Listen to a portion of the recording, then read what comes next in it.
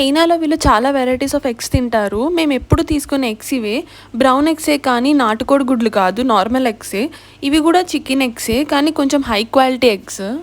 Chicken ఎగ్స్లోనే చాలా varieties ఉంటాయి. వీటిని సెంచరీ ఎగ్స్ అంటారు. 400 years back ancient traditional method. ఎగ్స్ని స్లైమ్ అండ్ వుడ్ యాషెస్తో కోట్ చేసి వీట్ ఆర్ రైస్ డస్ట్లో రోల్ చేసి ఒక సెవరల్ వీక్స్ టు మంత్స్ పక్కన పెడతారు. ఇది వీళ్ళకి one of the traditional food. ఏదైనా స్పెషల్ అకేషన్స్ ఉన్నప్పుడు ఈ ఎగ్స్ని సర్వ్ చేస్తారు as a symbol of luck. దీన్ని కుక్ చేయరు, డైరెక్ట్గా తినేస్తారు. యాక్చువల్లీ దీన్ని సెంచరీ ఎగ్స్ అని ఎందుకు అంటారంటే ఏన్షియన్ టైమ్స్లో వీటిని ఇయర్స్ స్టోర్ చేసి తినేవాళ్ళు. ఇవి క్వైల్ ఎగ్స్ చాలామంది తెలిసే ఉంటుంది, ఇండియాలో కూడా చాలామంది తింటారు. అండ్ ఇవి fertilised duck eggs. One of the favourite eggs ఇక్కడ.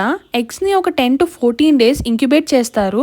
సో ఎగ్ ఓపెన్ చేసేసరికి లోపల almost parts of the chick form అయి ఉంటుంది. ఇది యాక్చువల్లీ ఫిలిప్పైన్స్లో ఫేమస్ ఫుడ్. చైనాలో కూడా చాలామంది తింటారు. Do like and subscribe.